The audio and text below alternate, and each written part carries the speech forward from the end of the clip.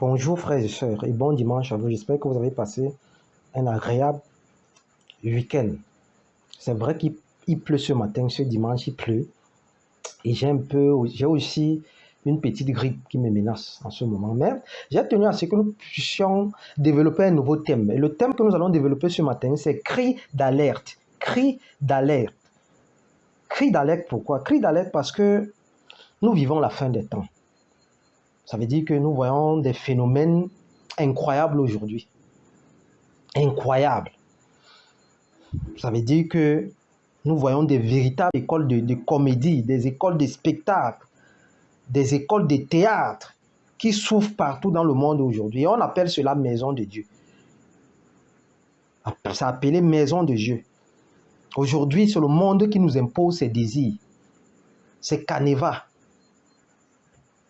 Pour servir le Seigneur aujourd'hui, il y a des canevas à suivre. Soit tu es adoubé par un groupement d'hommes, ou alors tu t'autoproclames toi-même un gros titre spirituel. Révérend de ceci, archibishop, prophète des nations. De quelle nation? Personne ne sait. Et dès que quelqu'un s'approche pour être édifié, ou bien pour avoir aussi le soubassement des Écritures, parce que tout ce qu'on nous enseigne, tout ce qu'on nous enseigne doit avoir pour appui les Écritures, surtout dans ce monde des ténèbres aujourd'hui. Sinon, ça va aller dans tous les sens.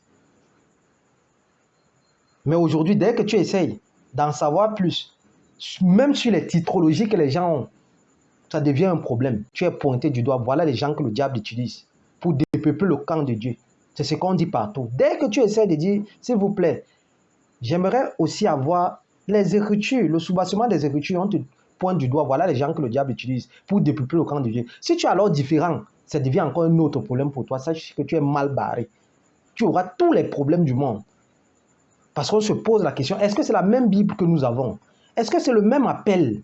Est-ce que c'est le même appel? Est-ce que c'est les mêmes dons que nous avons? Est-ce que c'est le même Saint-Esprit? Parce que ce que nous voyons aujourd'hui, c'est incroyable. C'est incroyable. C'est incroyable. Dès que tu essayes d'apporter les Écritures, tu deviens le mal-aimé. Pourquoi il lit trop la Bible? Oh non! Il faut le dialogue, il faut le people, les désirs du cœur des gens, les désirs des pensées. C'est ce que nous devons prêcher aux gens. C'est comme ça que les gens sont orientés au Seigneur aujourd'hui. Tes propres désirs, toi-même tu mets ça en exergue. Sauf que tout ce que nous devons, tout enfant de Dieu doit avoir pour appui les Écritures. Sinon, ça ne sert à rien. Ça ne sert à rien. Et dès que tu essaies un peu d'apporter les Écritures en face de quelqu'un, le mot de passe est, regarde le type de verset que toi-même tu viens donner ici. Regarde le type de verset que tu apportes. Sauf que ce matin, on va lire. Parce que l'un des versets les plus combattus, c'est Matthieu 23, le verset 6 à 9, qui déclare, c'est le Seigneur qui parle ce matin. C'est le début et la fin, l'alpha et l'oméga qui parle. Ils aiment la première place dans les festins et les premiers sièges dans les synagogues. Ils aiment être salués dans les places publiques et à être appelés par les hommes Rabbi, Rabbi. Rabbi ici, ça veut dire maître. Mais ne vous faites pas appeler Rabbi. Ne vous faites pas appeler Rabbi, car un seul est votre maître et vous êtes tous frères. Que vous, le plus grand d'entre vous soit votre serviteur. Car celui qui essaiera de s'élever de lui-même sera rabaissé. C'est ce que dit les Écritures. Quiconque s'élève de lui-même sera rabaissé. C'est le Seigneur qui parle. Je me pose la question, si nous tous on a la même Bible, parce que c'est important. C'est pour ça que le thème de ce matin, c'est cri d'alerte. Parce que c'est incroyable ce que nous vivons. Dès que tu t'es autoproclamé prophète des nations, ou ceci ou cela, la suite c'est, il faut bâtir toi-même ta propre église. Une méga church. Des églises pullulent aujourd'hui à tous les 5 mètres. Ce qui est marrant, c'est que les mêmes églises se combattent les unes aux autres. Chacune se réclame d'être la véritable église du Seigneur et que tous les autres sont fausses. Sauf que le Seigneur lui-même était sur terre. Il était Dieu. Il n'avait aucune église. Il n'avait aucun titre. Notre socle, c'est Yoshua Amasha. Parce que nous sommes les disciples. Dans Matthieu 28, le verset 19, il dit « Allez et faites de toutes les nations des disciples ». Sauf qu'aujourd'hui, cela a été escamoté. C'est devenu « Allez et faites de toutes les nations des églises ». Yoshua Amasha lui-même n'avait aucune église. Il n'avait aucun titre. La Bible déclare qu'il allait plutôt enseigner dans leur synagogue. dans leur synagogue. La synagogue de qui? Des pharisiens. La synagogue de qui? Des sadducéens, qui étaient des aristocrates, qui étaient des grands prêtres. C'est là-bas que Yoshua Mashiach allait leur dire, répentez-vous, il faut vous répandre. Ne venez pas faire le folklore.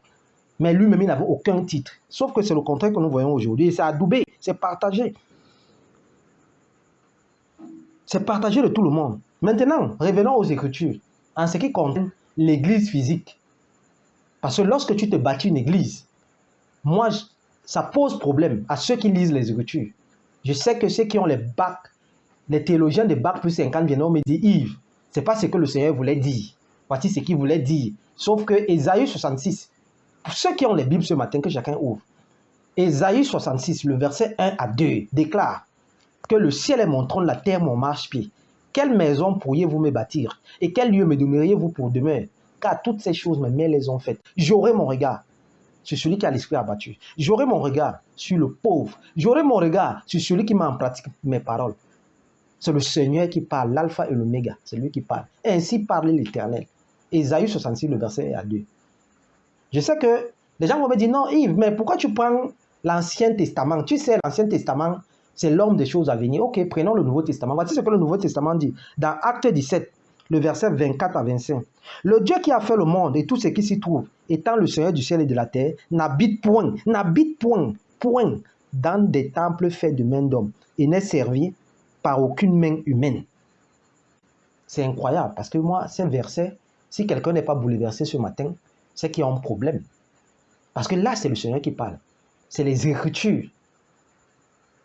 C'est les envoyés de Dieu qui envoient des messages au peuple de Dieu. Maintenant, la question, c'est est-ce que moi, je dois suivre ce que me dit la Bible ou bien je dois suivre ce que le monde a déjà établi? Moi, je suis ce que me dit la Bible. C'est comme ça. Je sais que ça fait... Les gens vont chauffer, leur cœur chauffe. Ils ne vont pas ouvrir les Écritures pour lire. Parce que Acte 17, le verset 11 déclare qu'il y avait les Juifs de Béret qui vérifiaient les Écritures pour voir si ce qu'on les enseignait était conforme aux Écritures. Aujourd'hui, ce n'est plus ça. Aujourd'hui, il y a des gens confondent l'Ancien Testament et le Nouveau, et la Nouvelle Alliance, l'Ancienne Alliance et la Nouvelle Alliance. Nous sommes dans la Nouvelle Alliance. Aujourd'hui, le Saint-Esprit est manifeste. Aujourd'hui, le Saint-Esprit agit au travers de bon nombre de mes frères et sœurs à travers le monde, sous divers aspects. Mais c'est cette vérité qu'on ne veut pas dire aux gens. Il ne faut pas confondre des choses. La véritable dextérité de tout enfant de Dieu, c'est les Écritures. Sinon, tu vas te perdre. Dans ce monde des ténèbres, tu vas te perdre très rapidement. Tu vas te perdre très rapidement. Aujourd'hui, dès que tu as ton église, il te faut un dernier élément. C'est les fidèles. Ces derniers ont pour rôle de défendre le pasteur, promulguer ses idées, faire son dialogue, au détriment des saintes écritures. On défend aujourd'hui les églises. Les fidèles défendent leur église. On ne défend pas la parole de Dieu, on défend les pasteurs. On défend les églises. Dès que quelqu'un essaie de dire non, ça c'est pas biblique, on dit voilà les gens que le diable utilise pour dépeupler le camp de Dieu. Voilà les gens que le diable utilise pour dépeupler le camp de Dieu. C'est dans ce monde que nous sommes aujourd'hui. Mais 2 Timothée 4, le verset 3 à 4 déclare qu'il viendra un temps où les hommes ne supporteront plus la saine doctrine, mais auront la démangeaison d'entendre des choses agréables. Ils se donneront une foule de docteurs selon leurs propres désirs, détourneront l'oreille de la vérité et se tourneront vers les fables. C'est dans ce monde que nous sommes aujourd'hui. Mais dans Jean, nous sommes dans Jean 15, le verset 7. Yoshua Mashiach dit, si vous demeurez en moi et que mes paroles demeurent en vous, tout ce que vous demanderez à mon nom, cela vous sera accordé. Ça veut dire que même lorsque tu pries, il faut qu'on retrouve dans tes prières les paroles du Seigneur. Parce que ces paroles sont esprit et vie. Ce n'est pas que tu vas dire fire, feu, machin. Est-ce que c'est biblique? Ça, c'est les désirs de ta chair. La preuve, c'est quoi? La preuve, c'est que malgré qu'il y a des églises de gauche à droite, regardons dans quelles ténèbres on se retrouve. Nous sommes dans des ténèbres. Des ténèbres. L'obscurité a envahi le monde. Pourquoi? Mais il y a des églises partout. L'église physique devait être un lieu où on enseigne les gens. Où on enseigne les gens. Qu'on arrête de dire aux gens, non, c'est la maison de Dieu. Ésaïe 66, le verset 1 à 2. Acte 17, le verset 24 à 26. C'est clair, ça veut dire qu'il n'y a pas de débat là. Ce n'est pas moi qui le dis, c'est le Seigneur, c'est les Écritures, chacun peut le voir chez lui. Les enfants de Dieu devaient plutôt se focaliser sur les Écritures. Au lieu de dire non, tel a dit, tel autre a dit. Aujourd'hui, on vit des choses incroyables. Et c'est le message qu'on envoie. Peut-être nous, cette génération, nous sommes dans à sacrifier, mais donnons au moins de choix aux petits-enfants, nos petits-enfants qui viennent. Le message qu'on les enseigne aujourd'hui, c'est que dès que tu as les dons de l'esprit, tu sais manier 2-3 versets bibliques, tu dois t'auto-proclamer prophète. Tu dois avoir une église. Sauf que dans Jean, tu dois avoir les affiches publicitaires partout. Même pendant les élections, moi, je n'ai jamais vu les affiches comme ça. Sauf que dans Jean 4, le verset, lorsque Yoshua Masha est face à la Samaritaine, elle ne savait pas qui était Yoshua Masha. Parce que Yoshua Masha, lorsqu'il entrait dans une ville, il refuse, il ne voulait même pas que beaucoup de gens sachent. Aujourd'hui, c'est les affiches publicitaires partout. C'est ça qui démontre que tu es un véritable serviteur de Dieu. C'est ça. Dès que quelqu'un essaie de parler, on dit, regarde le type de verset que toi tu viens de donner ici. Hein? Est-ce que tu as déjà ressuscité les morts? On a filmé ça. Tu dis non. Est-ce que tu as déjà battu une méga church? On dit non. Tu as quel est ton nombre de followers? Hein? Tu dis non. Tu dis followers, même je ne sais pas ce que c'est. Aujourd'hui, la décilité d'un homme de Dieu, c'est le nombre de followers que tu as. C'est comme ça que ça se passe aujourd'hui. C'est ça qui montre que tu es célèbre. Même si tu prêches quoi, les gens vont partager de gauche à droite. Celui-là qui vient dire, ouais, s'il vous plaît, revenons un peu aux Écritures. C'est lui qu'on doit du doigt. Voilà les gens que le diable utilise pour dépeupler le camp de Dieu. Mais sauf que le salut est individuel. Le jour du salut, tu n'iras pas avec tes parents. Tu n'iras pas avec ton église. Tu n'iras pas. Tu iras seul devant ton Dieu. Tu vas dire, le Seigneur va te dire, j'ai envoyé des prophètes. Est-ce qu'ils t'ont prêché le salut? Aujourd'hui, on voit des cancrelats sortis, des crapauds, des serpents sortis en pleine séance de délivrance. Ce qui est chair est chair. Ce qui est esprit est esprit. Un esprit, c'est ce qui est immatériel, invisible. Aujourd'hui, les esprits sortent en plein direct. D'ailleurs, prenons un cas simple. Acte 16. Le verset 16 à 24. Paul va chasser un esprit de python. Sauf qu'aucun python n'est sorti physiquement. Les montages dans les soins délivrants, dans les soi-disant délivrants, où l'on paye les acteurs et les actrices. Le comble, c'est le dialogue avec les soi-disant démons. Tu lui as fait quoi? Machin. Est-ce que c'est biblique? Ça n'existe nulle part. Le Seigneur dit chasser les démons. Je vous donne le pouvoir de chasser. On ne dit dialogue pas avec le démon, on le chasse. Ce qui n'est pas biblique doit être rejeté. Des délivrances, où dès qu'on te pose la main, si tu ne tombes pas à l'instant, ça veut dire que tu n'as pas la foi. On pousse les gens. Et le comble, tout le monde attend le coup du spectacle, c'est lorsque le démon tombe au sol, on dit c'est le démon. Un démon, pour ceux qui prient réellement avec des malades, ils savent que pour faire sortir un démon du corps de quelqu'un, c'est au moins pendant 30 minutes, j'ai dit 30, un véritable démon. Quand tu pries et jeûnes tous les jours,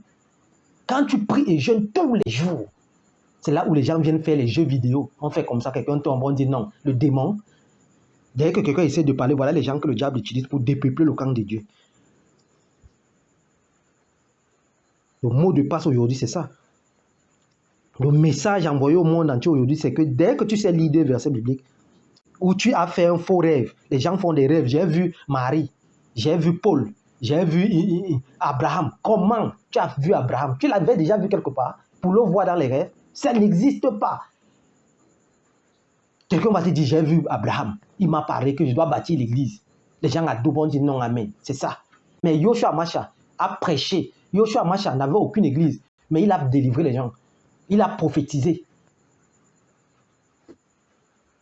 Dans la décilité d'un homme de Dieu, ce n'est pas le nombre d'églises que tu as. C'est le message que tu envoies au peuple. Est-ce que ça a trait à la sainte doctrine? Est-ce que ça prêche la repentance? Est-ce que ça prêche le salut des âmes? C'est pour ces raisons que Osée 4:6 déclare « Mon peuple périt faute de connaissance ». La décilité d'homme de Dieu, ce n'est pas le nombre de titres spirituels que tu te proclames ou le nombre d'églises physiques que tu t'es créé, mais le message que tu prêches. C'est comme ça. C'est pour ces raisons que c'est pour ces raisons que Paul dit, comme un sage architecte, j'ai posé le fondement. Faites attention à la façon dont vous allez bâtir dessus. Faites attention à la façon dont vous allez bâtir dessus. Matthieu 7, le verset 22 à 23. Yoshua Masha, c'est lui qui parle. Il dit, plusieurs me diront ce jour, n'avons-nous pas prophétisé à ton nom? N'avons-nous pas chassé des démons à ton nom? Et n'avons-nous pas fait beaucoup de miracles? N'avons-nous pas bâti des églises? Alors je les dirai ouvertement, je ne vous ai jamais connu. Retirez-vous de moi, vous qui commettez l'iniquité. Car l'âge spacieuse est la voie qui mène à la perdition. C'est ce que dit le Seigneur. Et rétrécissez celle-là qui mène à la vie éternelle, qui mène au salut. C'est pour cette raison que lorsque Yoshua Masha était sur terre, les qui l'ont rejeté, c'était les pharisiens, c'était les sadducéens qui étaient des grands prêtres. C'est eux qui l'ont tué. Il est allé trouver refuge où? Chez les prostituées. C'est pour cette raison, chez les prostituées, les collecteurs d'impôts, ce qu'on appelle aujourd'hui les païens, les machins, les ceci, pour embrouiller les gens. Dans Matthieu 21, le verset 31, Yoshua Mashiach est très clair. Dans Matthieu, j'ai dit Matthieu 21, le verset 31 à 32, Yoshua Mashiach déclare, ne soyez pas surpris que les collecteurs d'impôts et les prostituées vous dévancent dans le royaume des cieux. Car Jean est venu à vous dans la voie de la justice et vous n'avez pas cru en lui. Mais les collecteurs d'impôts et les prostituées ont cru. Malgré cela, vous ne vous êtes pas repentis. Les collecteurs d'impôts étaient les mal-aimés à cette époque. On les traitait d'escrocs. Les prostituées, personne ne voulait s'asseoir avec une prostituée. Sauf que ceux qui les maudissaient la nuit, le jour, ils allaient les voir en 4 minutes la nuit.